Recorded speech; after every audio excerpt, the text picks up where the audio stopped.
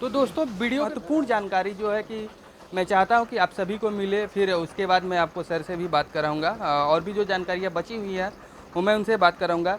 तो यहाँ के जो मतलब मैनेजर जो मैनेज करते हैं, मैं उनसे बात करूँ कि जो फीड का फार्मूला है यहाँ का वो कैसे कैसे खिलाते हैं दूध के अनुसार से, तो मैं इनसे जानता हूँ और पूरा का डिटेल्स आपको नमस्कार सर, आपका भी हमारे इस चैनल पर स्वागत है। आप अपना पहले परिचय दे दीजिएगा छोटा सा। आनंद यादव। आनंद, आप यहाँ कितने दिनों से कार्य कर रहे हैं अभी? अभी हम 3.5 साल से। 3.5 साल से कार्य करें, काफ़ी अनुभव सर आपको हो गया होगा। तो मैं एक चीज़ अपने किसान भाइयों के लिए चाहूँगा कि आप जो दूध के अनुसार से, यानी कि एक मान लीजिए 20 लीटर की दूध है, हाँ। तो उसको कैसे कैसे फीड देते हैं, ये चीज़ थोड़ा सा आप डिटेल्स में बताएं हमारे दर्शकों को। मैंने जैसे गाय 20 लीटर दूध कर रही है तो उसको खाना कम से कम तो उसको 8 से 9 किलो उसको देना चाहिए। अभी चोकर दे रहे हैं। 8 से 9 किलो का पूरा भोजन होना चाहिए, मतलब कि फीड उड सब लेके, चोकर उकर सब लेके, हाँ हाँ हाँ। सब कुछ लेके। हाँ सब। तो उस 8 से 9 किलो में मतलब कि फीड कितना होगा? फिर जैसे गो रतन दोनों टाइम में 1.5 किलो कर दिए। जी। ठीक है। तो चोकर और स्वर्ण भोग मैंने तीनों मिला के मैंने सब मिला के उसको 8 से 9 किलो उसको खाना दोनों टाइम मिला के होना चाहिए। दूध अगर से अगर कम होता है, हाँ, दूध बढ़ा देता है।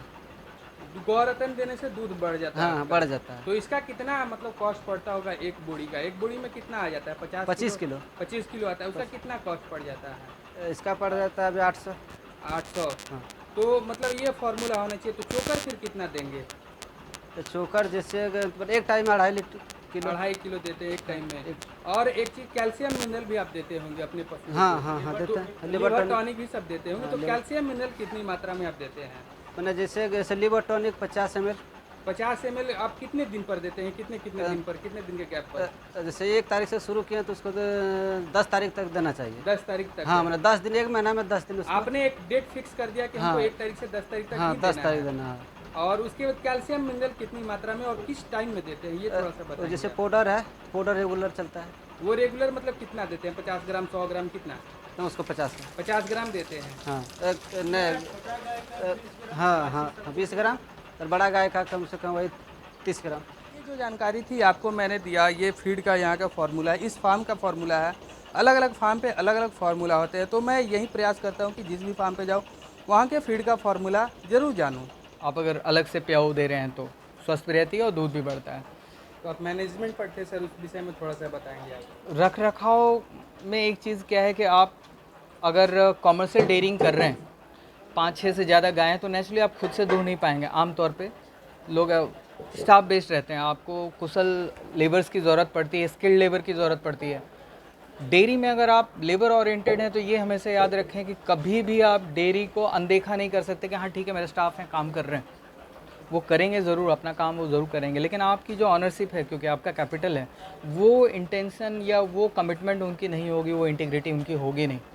तो आपको नज़र रखनी होगी, सुबह शाम नज़र रखनी होगी। कोई गाय सुस्त है, पागर नहीं कर रही है, कोई गाय थोड़ा दाना छोड़ रही है, या कुछ एबनॉर्मल साइन सिम्टम आपको दिख रहे हैं, आपको इमीडिएटली उनके इलाज की व्यवस्था करनी चाहिए, उनके देखभाल की व्यवस्था करनी चाहिए। क्योंकि बहुत बार क्या होता है, गायों को हम एचएफ वगैरह को खास करके बड़ा नाजुक ब्रीड मानते हैं, ऐसा नहीं है।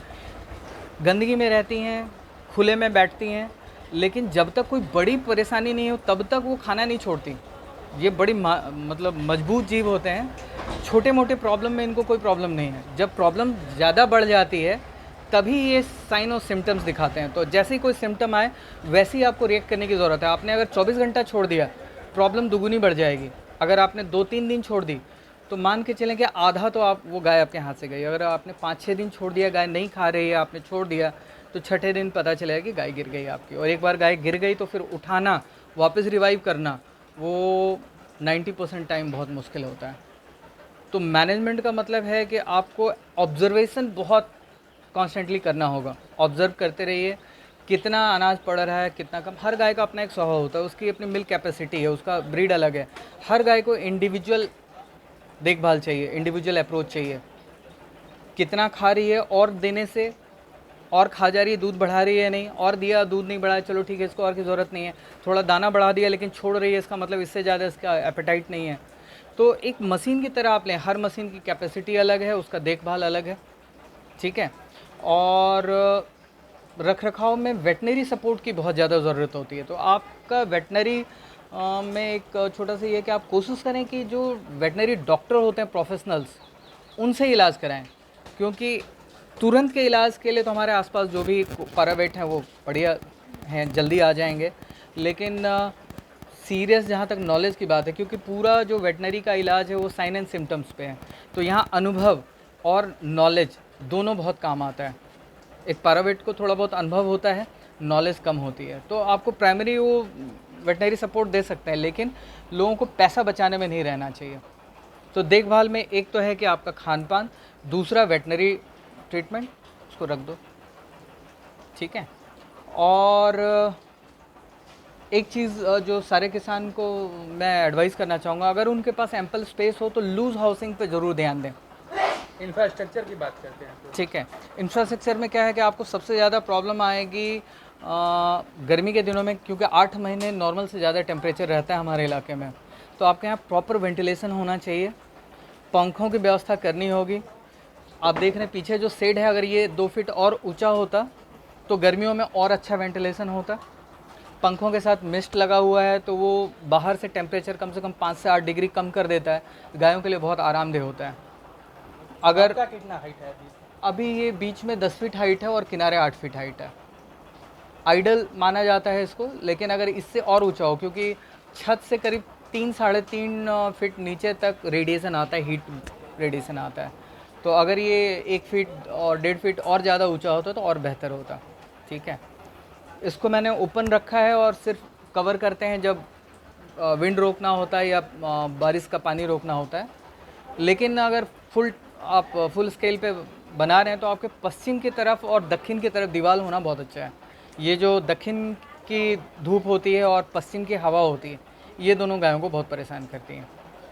तो आपके पास प्रॉपर स्पेस होना चाहिए अनाज रखने के लिए, आपके स्टाफ्स के स्टे का प्रॉपर अरेंजमेंट होना चाहिए, वरना उनको रिटेन करना मुश्किल जो है। हमने खान पान के बारे में बात की, उसके बाद फाइनल प्रोडक्ट जो है दूध। आपको प्रॉफिटेबिलिटी के लिए बहुत ज़रूरी है कि दूध की क्वालिटी अच्छी रहेगी। ये कस्टमर रिटेंशन में बहुत काम आता है। कस्टमर अगर आप रिटेन नहीं कर पाए, क्योंकि होता है क्या कि चर्निंग बहुत ज़्यादा होती है, इवन अच्छा दूध बेचने के बाद भी ये दूध इस तरह का कमोडिटी है कि लोगों का शक हमेशा बना रहता है। तो आपके पास अगर लैक्टोमीटर है जहां आप दूध की जांच करा के कस्टमर को सेटिस्फाई कर पाएँ तो बहुत बड़ा टूल है। अगर मिल्क एनालाइज़र, वो महंगा है लेकिन हो तो और अच्छा है, क्योंकि आप कितना भी बढ़िया दूध बेचें कस्टमर आपका कंप्लेन कर सकता है। और प्राय मार्केट में जहाँ तक मेरी समझ है 80% लोग दूध एडल्ट्रेट करके ही बेचते हैं। तो अगर आपको अच्छी डेयरी चलानी है तो दूध की क्वालिटी आपको मेंटेन करनी पड़ेगी। कस्टमर आपका सेटिस्फाई रहेगा तो वो लंबे समय तक आपके साथ बना रहेगा, आपको ठीक टाइम पे ठीक कीमत देगा। दूध की कीमत आप देखें तो पिछले 8-10 साल से बढ़नी बंद हो गई है। इनपुट कॉस्ट जो है वो 3 गुने से ज़्यादा हो गया है, लेकिन दूध की कीमत वही 40 से 45 के बीच में रुकी पड़ी है। तो ये मार्जिन का एक चैलेंज रहता है। अगर आपके पास वॉल्यूम ज़्यादा है, थोड़ा भी मार्जिन है तो आपका काम चल जाता है। अदरवाइज़ जो छोटे कस्टमर्स हैं तो उनको प्रॉब्लम रहती है। दूध के साथ क्या है कि अगर सिर्फ आप दूध बेच के चाहेंगे प्रॉफिट कमाना तो ये बहुत मुश्किल काम है, बहुत मुश्किल काम है आज के रेट में। तो आपको ध्यान देना होगा कि साल में आपके पास 2-4-5 बाछी तैयार हो जाए, उनको बेच के आप कुछ प्रॉफिट कमा सकते हैं। दूध से नहीं कमाए तो अगर 5 बाछी आपने बेच दिया तो आप देखें साल का इतना अर्निंग आएगा आपका कि 20-25 हज़ार रुपये महीने का आप कमा सकते हैं, अगर अच्छे किस्म की बाछी आपने तैयार की। तीसरी बहुत बड़ी चीज़ है कि आपको कभी भी कॉमर्शियल एक्टिविटी आपकी सक्सेसफुल नहीं होगी, आप वैल्यू एडिशन नहीं कर पाएंगे। दूध के साथ आपको दही बनाना पड़ सकता है, पनीर बेचना पड़ सकता है, छेना का काम करना पड़ सकता है। आपकी अगर मिठाई की दुकान हो तो और बढ़िया है। तो आप अगर दूध से बने प्रोडक्ट्स बेच सकते हैं तो आप प्रॉफिट की गारंटी ले सकते हैं। कुछ चीज़ें मैंने बताई, ब्रीड सेलेक्शन, खान पान, रख रखाव और दूध का वैल्यू एडिशन। जानना चाहेंगे जो डिवॉर्मिंग का प्रोसेस है वो कैसे करना चाहिए, किस समय पे करना चाहिए? देखिए थंब रूल ये है कि 6 महीने में लोग डिवॉर्मिंग करते हैं। मेरी मानिए तो 3 महीना। अगर आप हरा चारा देते हैं तो शायद और भी जल्दी डिवॉर्मिंग की ज़रूरत पड़े। डिवॉर्मिंग करनी चाहिए आपको जो ब्रॉड स्पेक्ट्रम डिवॉर्मर कहते हैं, जो कि पेट के साथ लिवर के भी कीड़ों का सफाया कर सके। क्लोजेनाइड ग्रुप की कुछ दवाइयाँ आती हैं, अच्छा काम करती हैं, कई सारे ब्रांड हैं, आप उनमें से कोई भी चुन सकते हैं। और डिवॉर्मिंग के ठीक बाद आपको लिवर टॉनिक का एक डोज चलाना काफ़ी फ़ायदेमंद रहता है। मिनरल मिक्सर आप लगातार चलाएं, कैल्शियम आप चलाएं, आप गाय को नमक डेली दें। अनाज खाती हैं गाय ज़्यादा, गोबर पतला होता है, एसिडिक हो जाती है गाय की बॉडी। थोड़ा सा आप हीट स्ट्रेस से बचने के लिए सोडा वगैरह का लगातार प्रयोग कर सकते हैं। आधी मुट्ठी या 1 चम्मच सोडा कम से कम डेली गाय को दें, ये एक अच्छी प्रैक्टिस है। ठीक है। और सर जानेंगे फीड का रेशियो क्या होना चाहिए, जो फीड आप देते हैं, जो भी चीज़ें जितना भी गाय के दूध की कैपेसिटी है, थंब रूल ये है कि कम से कम आधा या 40% तो अनाज होना ही चाहिए।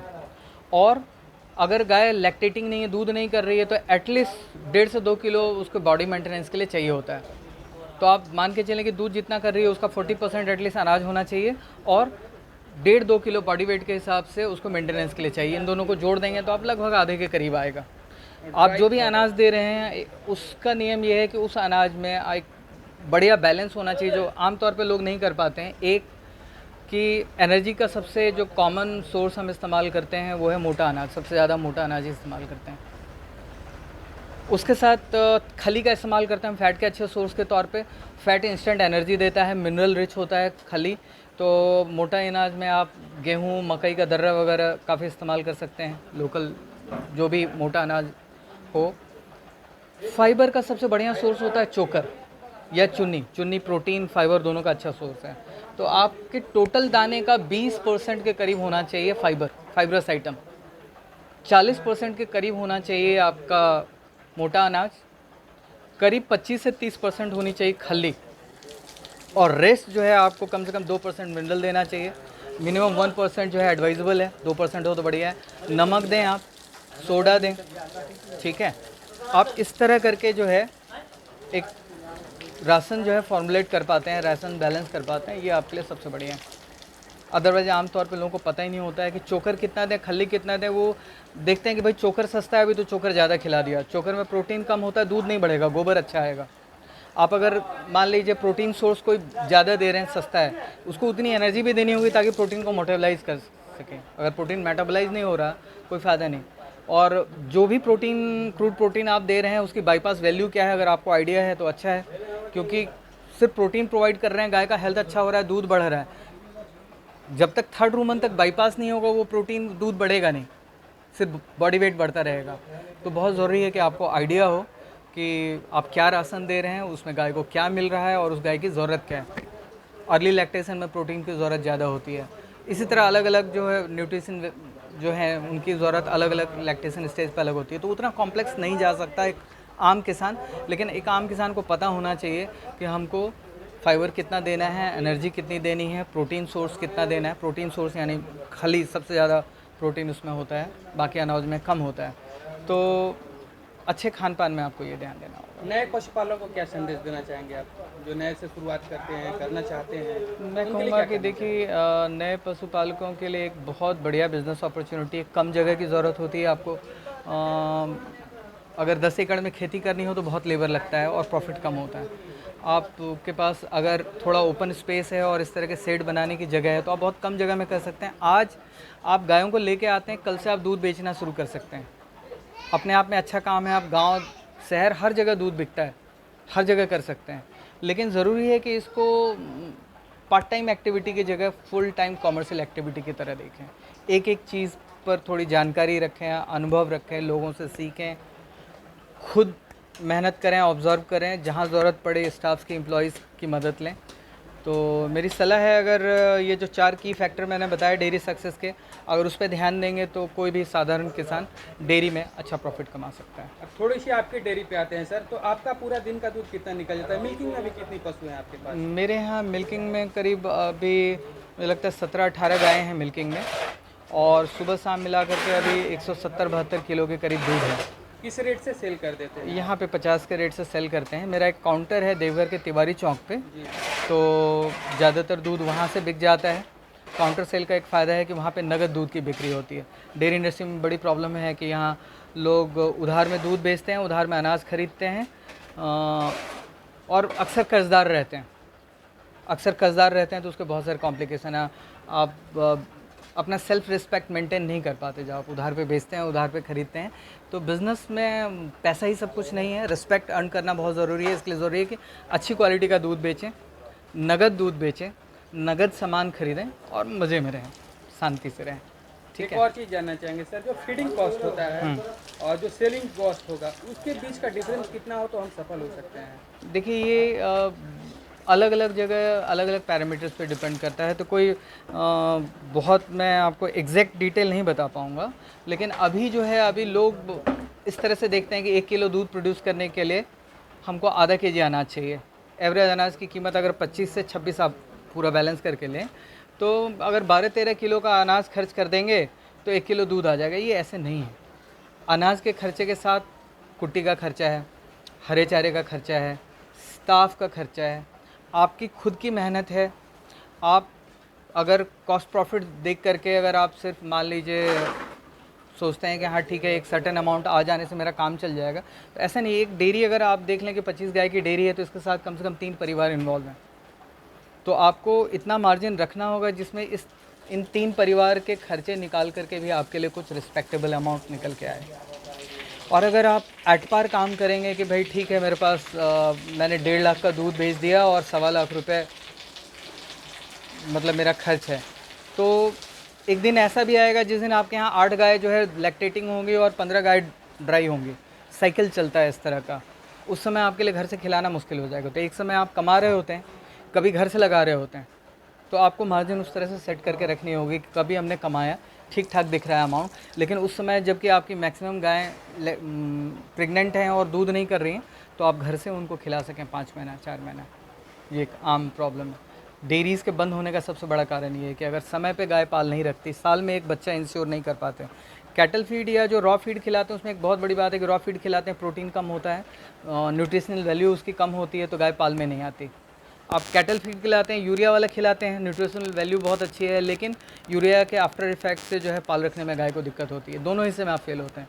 तो बहुत ज़रूरी है कि आप न्यूट्रिशनल वैल्यू का बहुत ध्यान रखें, आप मिनरल देते रहें, कैल्शियम देते रहें, अच्छी क्वालिटी का यूरिया फ्री फीड खिलाएं, और गाय साल में एक बच्चा दे, 300 दिन दूध दे, ये इंश्योर करें। 300 दिन दूध उसका आएगा नहीं, आपने थोड़ी लापरवाही अगर मास्टाइटिस के लिए कर दी, साफ़ सफाई के लिए अगर कर दी, तो आपने कोई वैक्सीनेशन में कमी कर दी, वैक्सीनेशन नहीं करने के चलते एफएमडी हो गए या कोई और बीमारी हो गई, तो छोटी सी लापरवाही से आपका ये पूरा इकोनॉमिक्स गड़बड़ हो सकता है। ठीक है। तो सर, इतनी सारी जानकारी आपने दर्शकों को दी, जो कि मैं समझता हूँ कि ये जानकारी उनके लिए काफ़ी उपयोगी है। इसके लिए बहुत बहुत धन्यवाद सर। जी, मेरा अनुभव मैंने शेयर किया। आपका यहाँ आने के लिए धन्यवाद।